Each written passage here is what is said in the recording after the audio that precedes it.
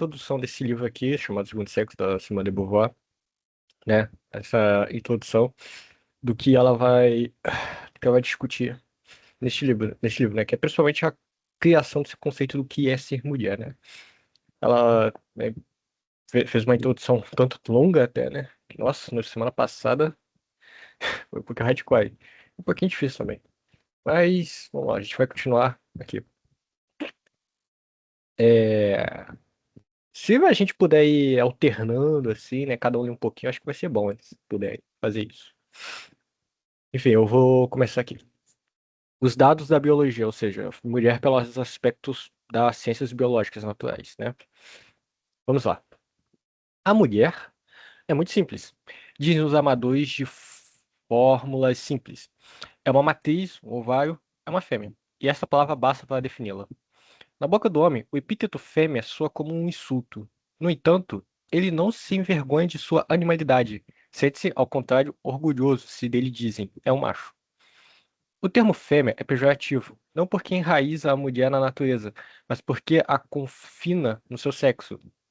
E se esse sexo parece ao homem desprezível e inimigo, mesmo nos bichos inocentes, é evidentemente por causa da inquieta hostilidade que a mulher suscita no homem.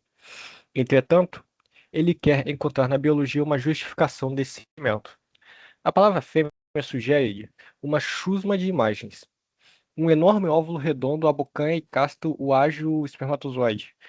Monstruosa e empanturrada, a rainha das térmitas reina sobre os machos escravizados. A fêmea do louva-a-Deus e a aranha, fartas de amor, matam o parceiro e o devoram. A cadela no cio erra pelas vielas, deixando atrás uma esteira de odores perversos. A macaca exibe-se impudentemente, e se recusa com a feceirice hipócrita. As mais soberbas feras, a leoa, a pantera, deitam-se servilmente para a imperial posse do macho. Inerte, paciente, mateira, insensível, lúbrica, feroz, humilhada, o homem projeta na mulher todas as fêmeas ao mesmo tempo. E o fato é que ela é uma fêmea. Mas se quisermos deixar de pensar por lugares comuns, duas perguntas logo se impõem. Que representa a fêmea no reino animal e que espécie singular de fêmea se realiza na mulher?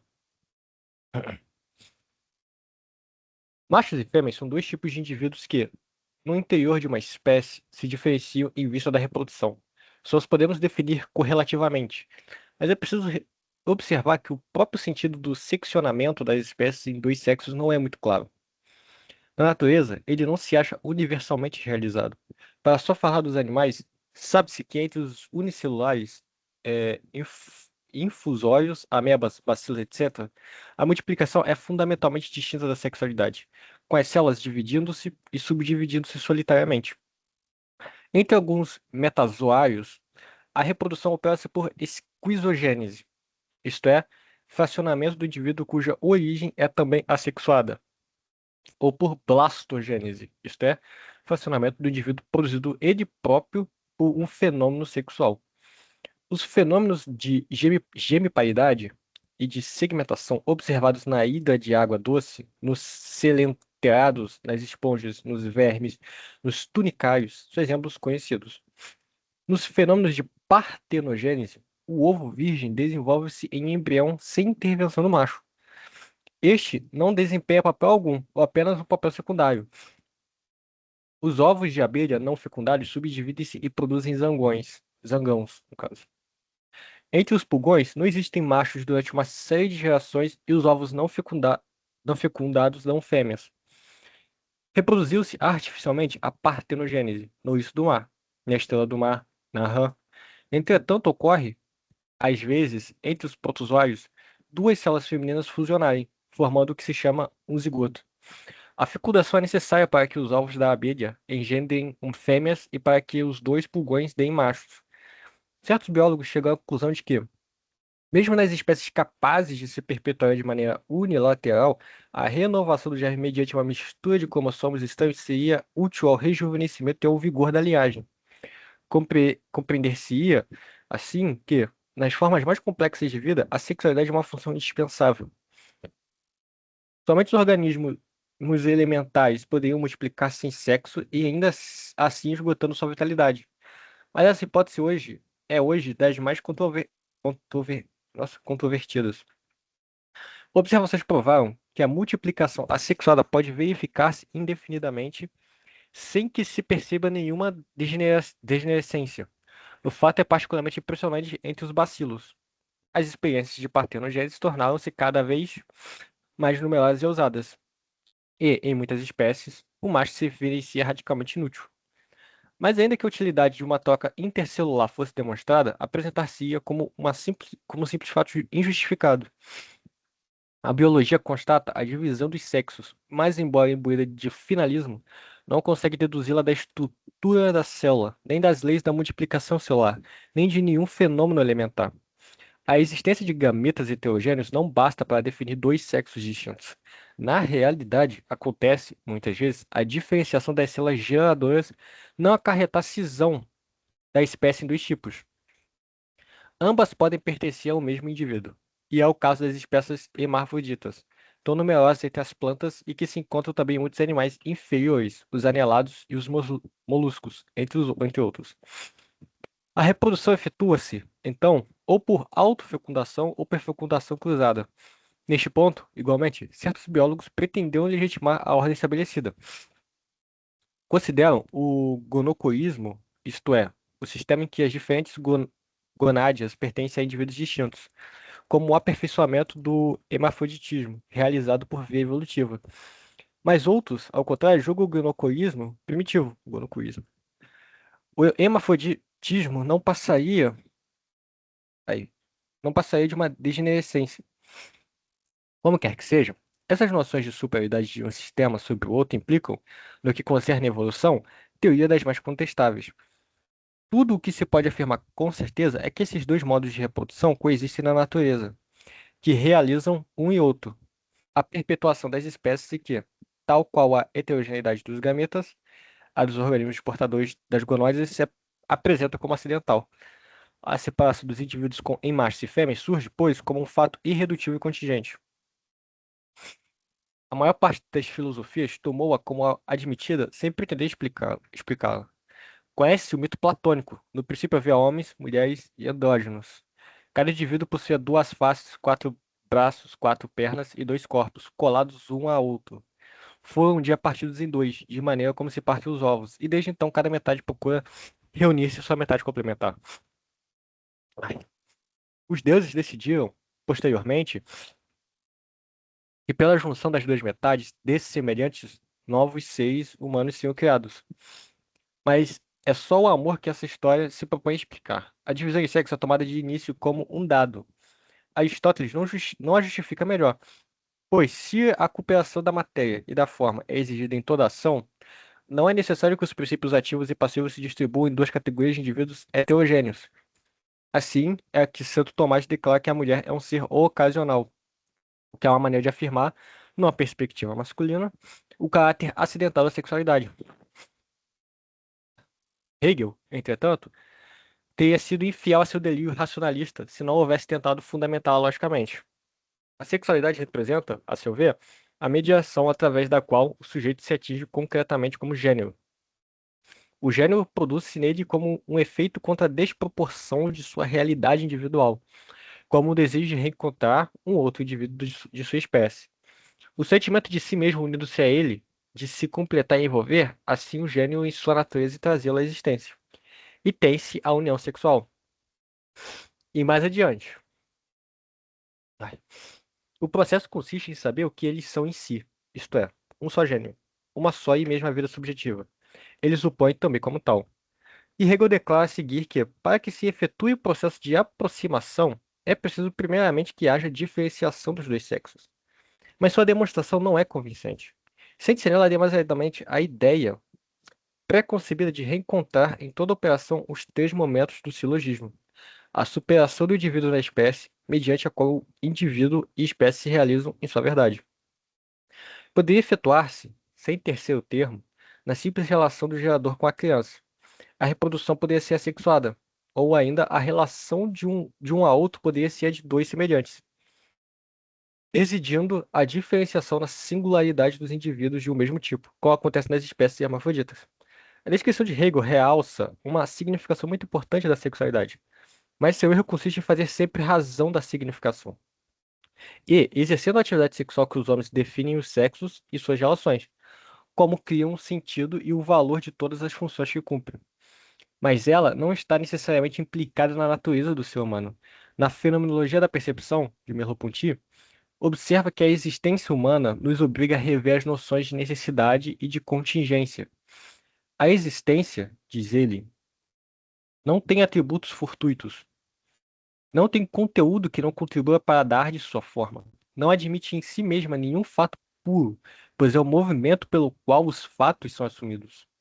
E verdade, mas é também verdade que há condições sem as quais o próprio fato da existência aparece como impossível.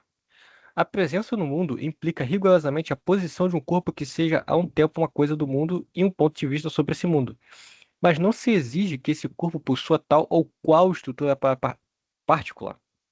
Em O Sei e o Nada, Sartre discute a afirmação de Heidegger, segundo a qual a realidade humana está votada à morte pelo fato de sua finidade. Sartre estabelece que uma existência finita e temporalmente ilimitada seria concebível.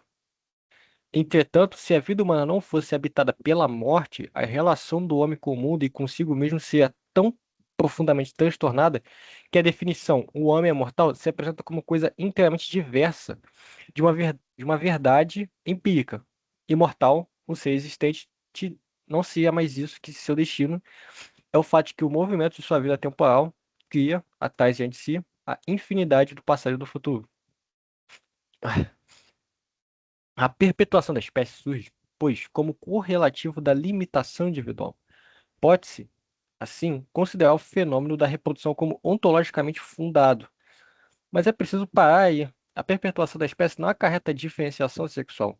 Mesmo que esta seja assumida pelos seres existentes de tal maneira que entre na definição concreta da existência, nem por isso deixa de ser certo que uma consciência sem corpo, que um homem imortal, são rigorosamente inconcebíveis. Ao passo que é possível imaginar uma sociedade reproduzindo-se por partenogênese ou composta de hermafroditas. Aqui é uma tese bem complicada, eu diria. Difícil. Nossa. Vamos lá, né? Quanto ao papel respectivo dos dois sexos, trata-se de um ponto acerca do qual as opiniões variaram muito. Foram, a princípio, desprovidas de fundamento científico, refletindo unicamente mitos sociais. Pensou-se durante muito tempo, pensa-se ainda em certas sociedades primitivas de filiação uterina, que o pai não participa de modo algum na concepção do filho. As larvas ancestrais infiltrar-se-iam sob a forma de germes no ventre materno. Com o advento do patriarcado, o macho reivindica acremente sua posteridade. Ainda se é forçado a concordar em atribuir um papel à mulher na procriação, mas admite-se que ela não faz senão carregar e alimentar a semente viva. O pai é o único criador. Aristóteles imagina que o feto é produzido pelo encontro do esperma com o menstruo. Nessa simbiose, a mulher fornece apenas uma matéria passiva, sendo o princípio masculino força, atividade, movimento, vida. E essa também é a doutrina de Hipócrates, que reconhece duas espécies de sêmenes, um fraco, ou feminino, e outro forte, masculino. A teoria aristotélica perpetuou-se através de toda a Idade Média e até a época moderna. No final do século XVII, Harvey, sacrificando servas, tá com C, após a cobertura, encontrou nas trompas uterinas vesículas que imaginou serem ovos, mas que na realidade eram embriões. O dinamarquês Steno deu o nome de ovários às glândulas genitais femininas, que se denominavam até então testículos femininos, e observou na superfície delas a existência de vesículas que Kraft, em 1677, identificou erroneamente com o ovo, e às quais deu o nome. Continuou-se a encarar o ovário como um homólogo da glândula masculina.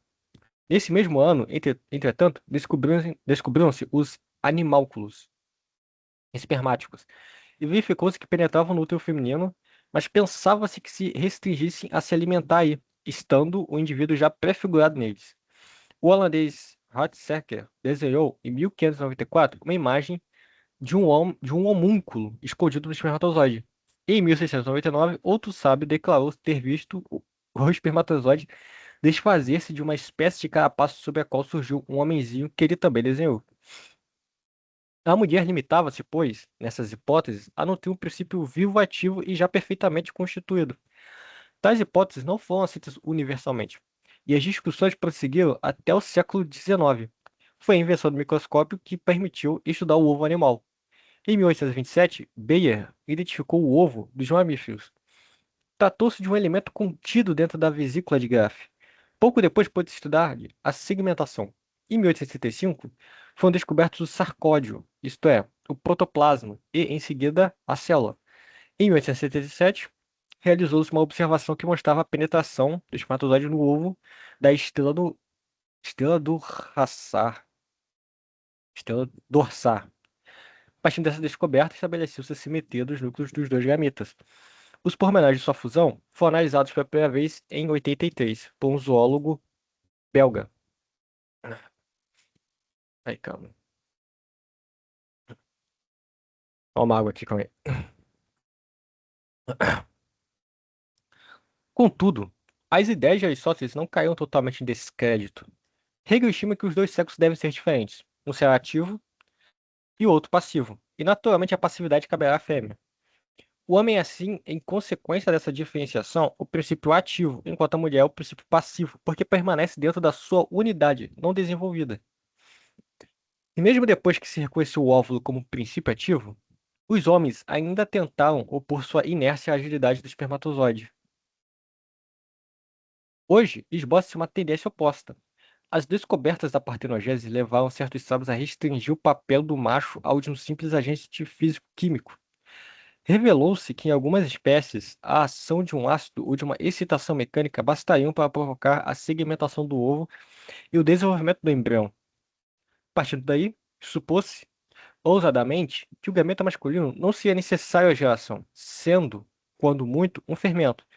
Talvez a cooperação do homem na procriação se torne inútil um dia, e parece que é o que desejam muitas mulheres. Mas nada autoriza uma antecipação tão audaciosa, porque nada autoriza a universalizar os processos específicos da vida. Os fenômenos da multiplicação assexuada e da partenogênese não se evidenciam nem mais nem menos fundamentais do que os da reprodução sexuada. Dissemos que esta não é a priori privilegiada, mas nenhum fato indica que seja reduzível ao mecanismo mais elementar. Assim, recusando toda doutrina a priori, toda teoria usada, encontramos colocados diante de um fato sem fundamento ontológico nem justificação empírica, e cujo alcance não se pode compreender a prioristicamente. É examinando em sua realidade concreta que podemos esperar arrancar-lhe a significação. Talvez então o conteúdo da palavra fêmea se revele. Não pretendemos propor aqui uma filosofia da vida, e não queremos tomar apressadamente partido na aquarela de que opõe o finalismo ao mecanicismo. É, entretanto, digno de nota o fato de que todos os fisiólogos e biólogos empregam uma linguagem mais ou menos finalista, pelo único fato de darem um sentido aos fenômenos vitais. Adotaremos seu vocabulário, sem nada decidir quanto à relação entre a vida e a consciência. Pode-se afirmar que todo fato vivo indica uma transcendência, que em toda função se encaixa um projeto. Nossas descrições não subentendem nada mais. Na grande maioria das espécies, os organismos masculinos e femininos cooperam em vista da reprodução. São fundamentalmente definidos pelos gametas que produzem. Em algumas algas e alguns cogumelos, as células que fusionam para produzir ovos são idênticas. Esses casos de isogamia são significativos pelo fato de manifestarem a equivalência basal dos gametas. De maneira geral, estes são diferenciados, mas sua analogia permanece impressionante. Espermatozoides e óvulos resultam de uma evolução de células primitivamente idênticas. O desenvolvimento das células femininas em ócitos difere dos espermatozoides por fenômenos protoplásmicos, mas os fenômenos nucleares são sensivelmente os mesmos. A ideia expressa em 1903 pelo biólogo Ansel é considerada válida ainda hoje. Uma célula progerminadora indiferenciada tornar-se-á masculina ou feminina segundo as condições em que encontra na glândula genital no momento de sua aparição, condições reguladas pela transformação de certo número de células epiteliais em elementos nutridores, elaborados de um material especial. Esse parentesco originário exprime-se na estrutura dos dois gametas que, no interior de cada espécie, comportam o mesmo número de cromossomos. No momento da fecundação, os dois núcleos confundem sua substância e em cada um deles se opera uma redução dos cromossomos que ficam limitados à metade de seu número primitivo. Essa redução produz em ambos de maneira análoga, redundando as duas últimas divisões do óvulo na formação dos glóbulos polares, o que equivale às duas últimas divisões do espermatozoide. Pensa-se hoje que, segundo a espécie, é o gameta masculino ou feminino que decide da determinação do sexo. Entre os mamíferos, é o espermatozoide que possui um cromossomo heterogêneo aos outros e cuja potencialidade é ora masculina, ora feminina. Quanto à transmissão dos caracteres tanto pelo pai como pela mãe, o que cumpre notar é que, vou para a primeira parte, quanto à transmissão dos caracteres hereditários, ela se efetua segundo as leis estatísticas de Mendel, tanto pelo pai quanto pela mãe. O que cumpre notar é que nenhum dos gametas tem privilégio nesse encontro. Ambos sacrificam sua individualidade, absorvendo o ovo a totalidade de sua substância. Há, portanto, dois preconceitos muito comuns que, pelo menos nesse nível biológico fundamental, se evidenciam falsos. O primeiro é o da passividade da fêmea. A faísca viva não se acha encerrada em nenhum dos dois gametas. Desprende-se do encontro deles. O núcleo do óvulo é um princípio vital exatamente simétrico ao do espermatozoide. O segundo preconceito contradiz o primeiro, o que não impede que muitas vezes coexistam. O de que a permanência da espécie é assegurada pela fêmea, tendo o princípio masculino uma existência explosiva e fugaz. Na realidade, o embrião perpetua o germe do pai tanto quanto da mãe, e os retransmite juntos aos descendentes, ora sob forma masculina, ora sob forma feminina. É, por assim dizer, um germe andrógeno que, de geração em geração, sobrevive aos avatares individuais do soma. Dito isso, cabe dizer que se observam diferenças secundárias das mais interessantes entre o óvulo e o espermatozoide. A singularidade essencial do óvulo consiste em estar carregado de materiais destinados a nutrir e proteger o embrião. Ele acumula reservas à custa das quais o feto construirá seus tecidos, reservas que não são uma substância viva e sim uma matéria inerte. Disso resulta que apresenta uma forma maciça, esférica ou elipsoidal e é relativamente volumoso. Não se ignoram as dimensões que atingem o ovo do pássaro. Na mulher, o óvulo mede 13 milímetros de diâmetro, ao passo que no esperma humano encontram-se 60 mil espermatozoides por milímetro cúbico. A massa do espermatozoide é extremamente reduzida. Ele possui uma cauda filiforme, uma cabecinha alongada, e uma substância estranha o entorpece. Todo ele é vida. Sua estrutura vota-o à mobilidade, ao passo que o óvulo, em que se acha armazenado o futuro do feto, é um elemento fixo, encerrado no organismo feminino ou suspenso em um meio exterior, aguarda passivamente a fecundação. É o gameta masculino que o procura. O espermatozoide é sempre uma célula nua. O óvulo, segundo as espécies, é protegido ou não por uma membrana. Mas, em todo caso, logo que entra em contato com ele, o espermatozoide empurra-o, fala-se lá e infiltra-se nele. O gameta masculino abandona a cauda. A cabeça incha e no movimento giratório alcança o núcleo. Durante esse tempo, o ovo forma de imediato uma membrana protegendo-se contra os outros espermatozoides. Entre os equinoides, em que a fecundação é externa, é fácil observar, em volta do óvulo que flutua inerte, a corrida dos espermatozoides que o cercam como uma auréola. Essa competição é também um fenômeno importante e encontrado na maioria das espécies. Muito menor do que o óvulo, o espermatozoide é geralmente emitido em quantidades muito mais consideráveis e cada óvulo tem vários pretendentes. Assim, o óvulo, em seu princípio essencial, a saber, o núcleo é superficialmente passivo. Sua massa fechada sobre si mesma, encerrada em si mesma, evoca a espessura noturna e o repouso do em si. É sob a forma de esfera que os antigos representavam o mundo fechado. O átomo opaco, imóvel, o óvulo espera. Ao contrário, o espermatozoide aberto, miúdo, ágil, representa a impaciência e inquietação da existência. Não se deve deixar se seduzir pelos prazeres das alegorias. Assimilou-se, por vezes, o óvulo à imanência, o espermatozoide à transcendência. Mas é renunciando à sua transcendência, à sua mobilidade, que este penetra no elemento feminino. É sugado e castrado pela massa inerte que o absorve depois de o ter mutilado, arrancando-lhe a cauda. Eis uma ação mágica, inquietante como todas as ações passivas. Ao passo que a atividade do gameta masculino é racional, é um movimento mensurável em termos de tempo e de espaço. Na verdade, não são isso mais do que divagações. Gametas masculinos ou femininos fundam-se no ovo. No óvulo, botar de frente ao acento. Juntos, eles se suprimem em sua totalidade. É um erro pretender que o óvulo absorve vorazmente o gameta masculino e igualmente falso dizer que este se anexa vitoriosamente às reservas da célula feminina, porquanto, no ato que os confunde, a individualidade de um e de outro desaparece. E, sem dúvida, o movimento apresenta seu pensamento mecanicista como fenômeno racional por excelência. Mas para a física moderna não se trata de uma ideia mais clara do que a de uma ação à distância. Ignora-se, aliás, o pormenor das ações físico-químicas que redundam em um encontro fecundante. É possível, entretanto, reter uma indicação válida dessa confrontação.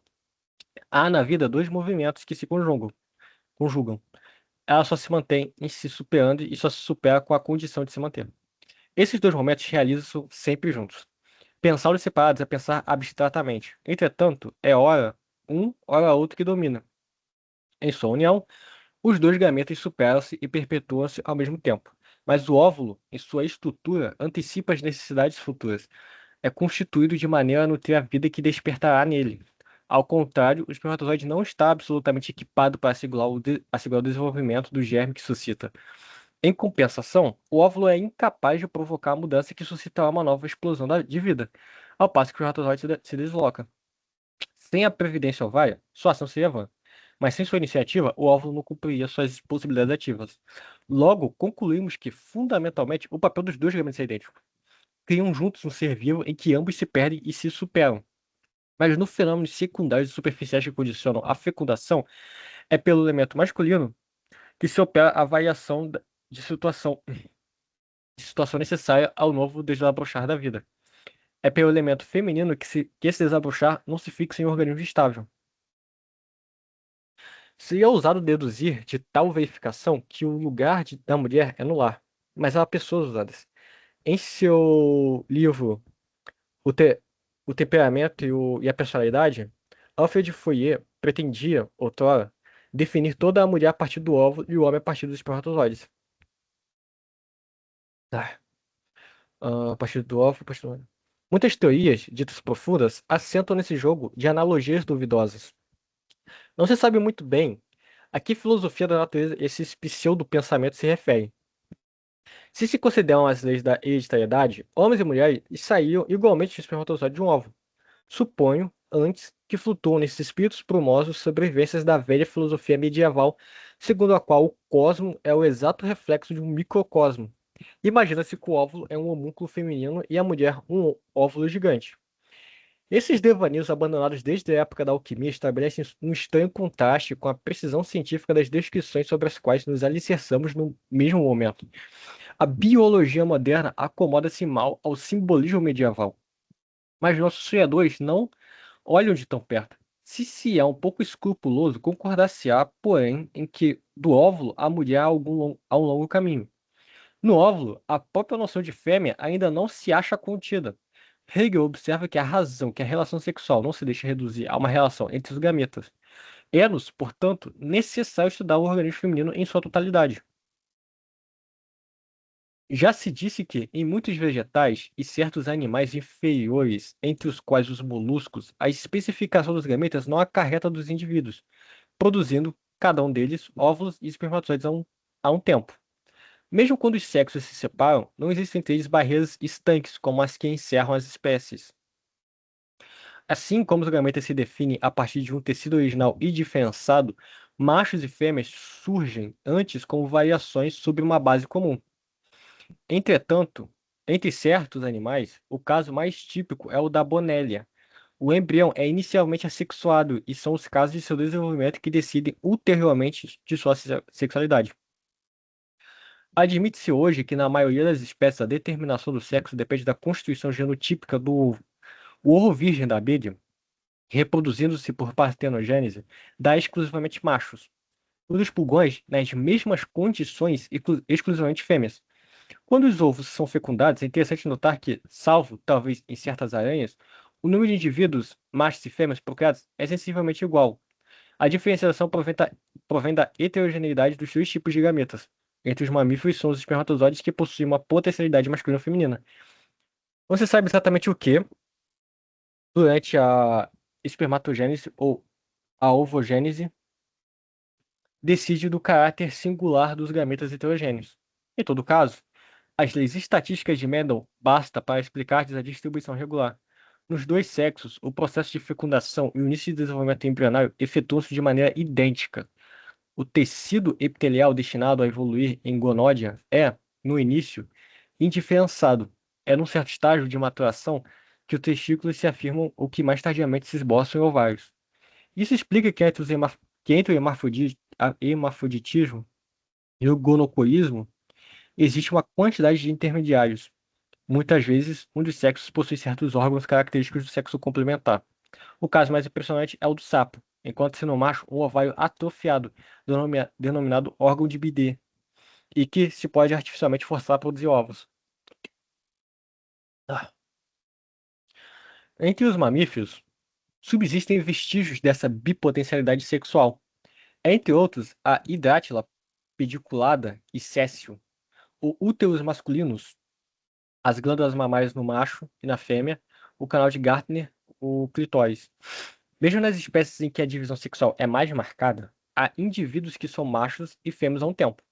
Os casos de intersexualidade são numerosos nos animais e mesmo no homem encontram-se nas borboletas, nos crustáceos, exemplos de ginandomorfismo, em que os caracteres masculinos e femininos se justapõem numa espécie de mosaico.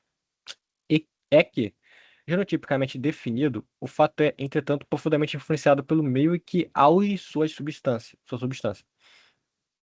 Sabe-se que entre as formigas, as abelhas e as térmitas é um modo de nutrição que faz da larva uma fêmea acabada ou ofereça uma atração sexual, transformando-a em operária.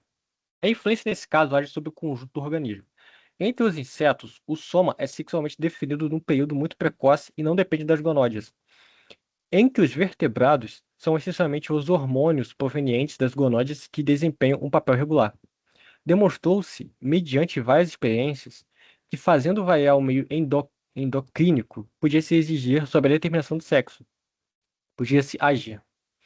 Outras experiências de enxertia e de castração realizadas em animais adultos conduziam à teoria moderna da sexualidade. Nos machos e fêmeas dos vertebrados, o soma é idêntico, podendo-se considerá-lo um momento neutro, um elemento neutro. É a ação da gonode que lhe dá as características sexuais.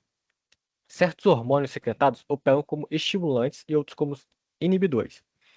O próprio tractus genital é de natureza somática e a embriologia mostra que ela se determina sob a influência dos hormônios, partindo dos esboços bissexuais.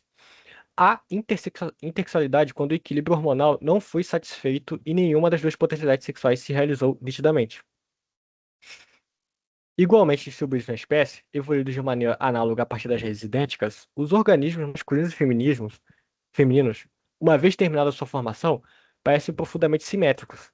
Ambos se caracterizam pela presença de glândulas produtoras de gametas, ovários ou testículos, sendo os processos de espermatogênese e ovogênese.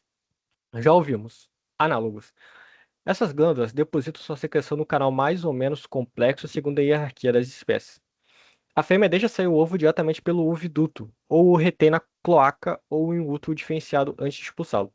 O macho lança o sêmen para fora, ou é munido de um órgão copulador que lhe permite introduzir na fêmea.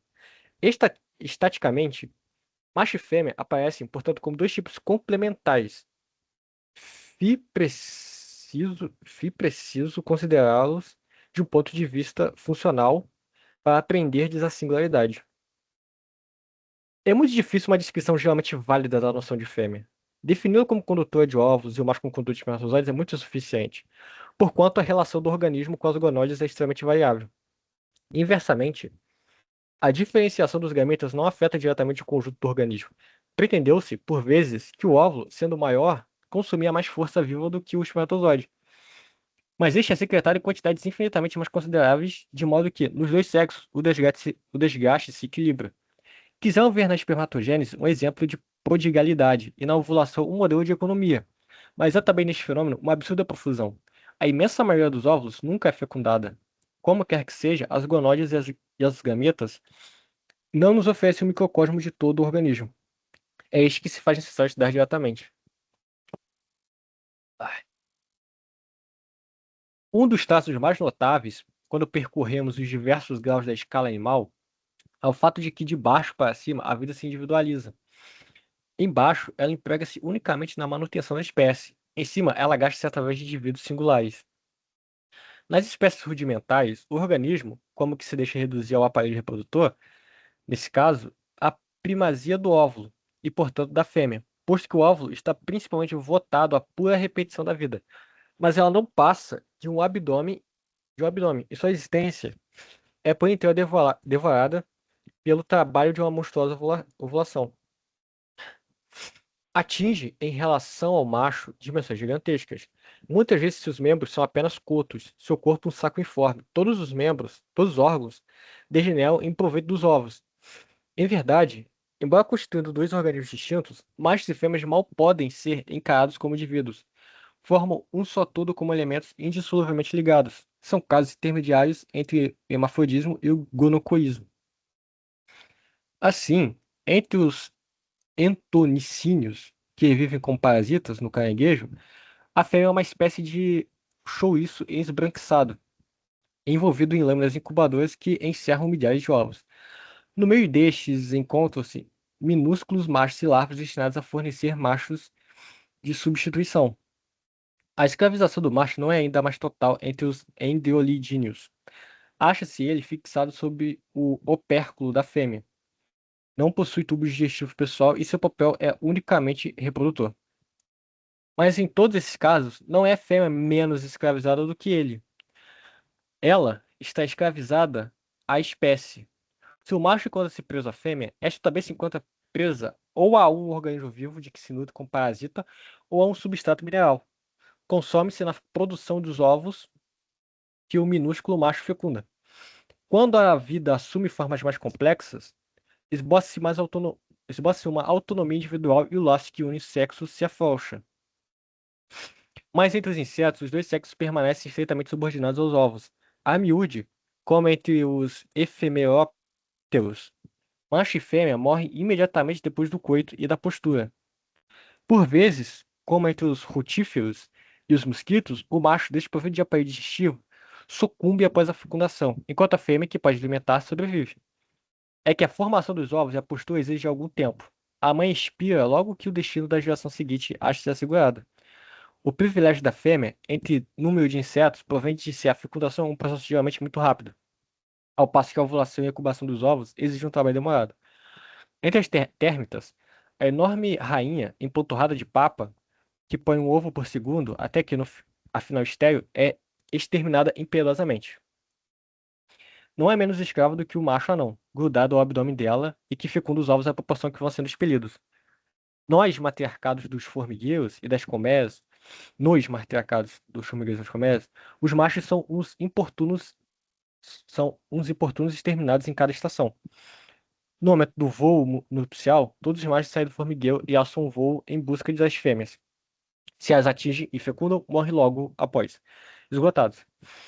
Se retornam, as operárias e impedem-nos de entrar, matam-nos ou deixam-nos morrer de fome. Mas a fêmea fecunda tem um triste destino. Afunda solitariamente no solo e, não raro, perece de esgotamento, pondo os primeiros ovos. Se consegue reconstruir um formigueiro, aí passa 12 anos fechada, desovando incessantemente. As operárias fêmeas, cuja sexualidade foi atrofiada, vivem 4 anos, mas uma vida inteiramente consagrada ao cuidado das larvas. O mesmo ocorre entre as abelhas. O zangão que se une à rainha no voo nupcial cai ao chão mutilado. Outros zangões são recolhidos à colmeia, onde levam uma existência ociosa e embaraçante. No início do inverno, executam-nos, mas as fêmeas abortadas, as operárias, pagam seu direito à vida com um trabalho incessante. A rainha é, de fato, a escrava da colmeia, que desova incessantemente. E, quando da morte da velha rainha, várias aves são alimentadas de maneira a poderem disputar a sucessão. A que nasce primeiro assassina imediatamente as outras. A fêmea da aranha gigante carrega os ovos numa bolsa até a maturidade. É bem maior e mais robusta que o macho, e devora-o após o coito. Observam-se observam-se os mesmos costumes na fêmea do louva-a-Deus, em torno do qual se cristalizou o mito da feminilidade devorante. O óvulo castra o espermatozoide. A fêmea do louva-a-Deus assassina o parceiro. Tais fatos prefigurariam um sonho feminino de castração. Mas na realidade, é principalmente em cativeiro que a fêmea do louva-a-Deus manifesta tanta crueldade. Em liberdade, Com alimentação suficiente, é muito raro que devore o macho. Se o faz, é como uma formiga solitária que não raro come alguns de seus ovos, a fim de ter forças para desovar e perpetuar a espécie. Ver nesses fatos uma prefiguração da luta dos sexos que opõe os indivíduos como tais é devagar. Devagar. Nem entre as formigas, as abelhas e as térmitas, nem no caso da aranha ou do louva-a-Deus, pode-se dizer que a fêmea escraviza e devora o macho. É a espécie que, por vezes diferentes, devora ambos. A fêmea vive mais tempo e parece mais importante, mas não tem qualquer anatomia. A desova, a incubação, o cuidado com as larvas constituem seu destino, sendo suas demais funções total ou parcialmente atrofiadas. No macho, ao contrário, esboça-se uma existência individual. Muitas vezes manifesta na fecundação mais iniciativa do que a fêmea. Ele é que vai à procura dela, ataca, apalpa, segura e impõe o coito. Por vezes tem que disputá-la contra os machos. Correlativamente, os órgãos da locomoção, do tato, da apreensão são neles mais evoluídos. Muitas borboletas fêmeas são ápteras, enquanto os machos possuem asas.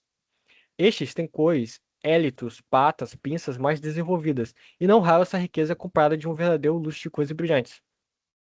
Fora do coito fugaz, a vida do macho é inútil, gratuita.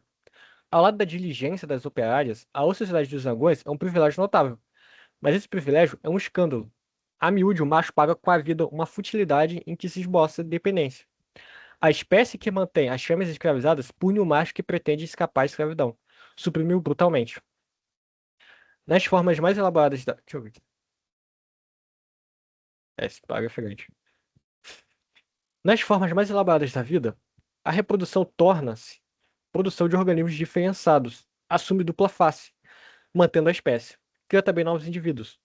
Esse aspecto inovador afirma-se à proporção que a singularidade dos indivíduos se confirma.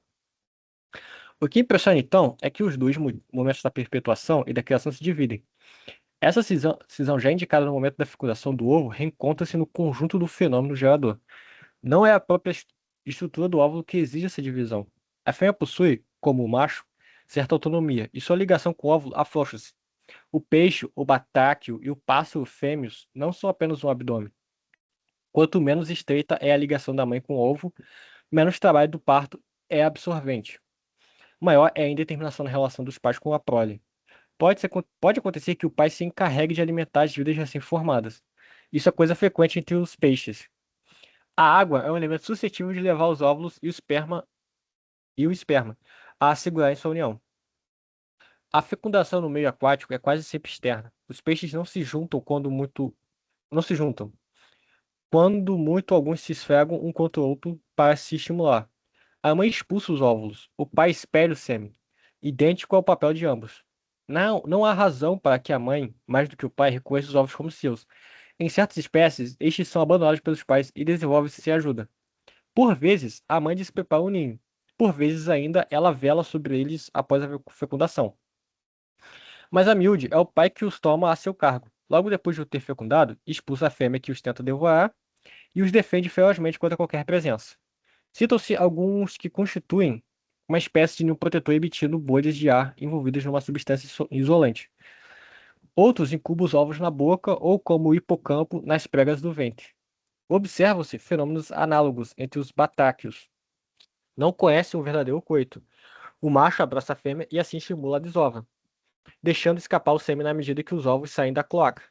A miúde, particularmente no sapo, conhecido pelo nome de sapo parteiro, é o pai que, enrolando rosários de ovos em volta das patas, os carrega consigo e assegura o desabrochar. Entre os pássaros, a formação do ovo dentro da fêmea opera-se assaz lentamente, sendo o ovo relativamente grande, expelido com dificuldade. Esse ovo tem com a mãe relações muito mais estreitas do que com o pai, que o fecundou durante um coito rápido. É, em geral, a fêmea que o choca e vela pelos filhotes. Mas, muito frequentemente, o pai participa da construção do ninho, da proteção e da alimentação da prole. Há casos muito raros, como entre os pardais, em que o pai é quem choca e cria. Os pombos, machos e fêmeas, secretam no papo uma espécie de leite com que alimentam os borrachos, o que é notável em todos esses casos em que o pai desempenha um papel nutriente, é que, durante o período em que se consagra a prole, a espermatogênese interrompe-se, ocupando-se em manter a vida, não sente mais o impulso de suscitar novas formas de vida. Nossa. Ah, e ainda tem mais de 18 páginas pra ler. Nossa, esse capítulo é grande. Mas a gente vai parar por aqui. É um capítulo bem longo pra, no final, ela provar que aspectos biologizantes da vida não são suficientes para definir papéis de gênios.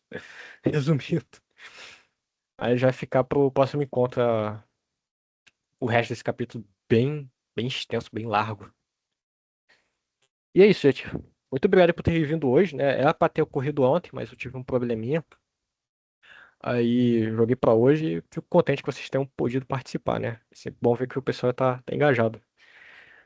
E é isso, a gente fica pro próximo sábado, então, às 10, para aqui de gravar.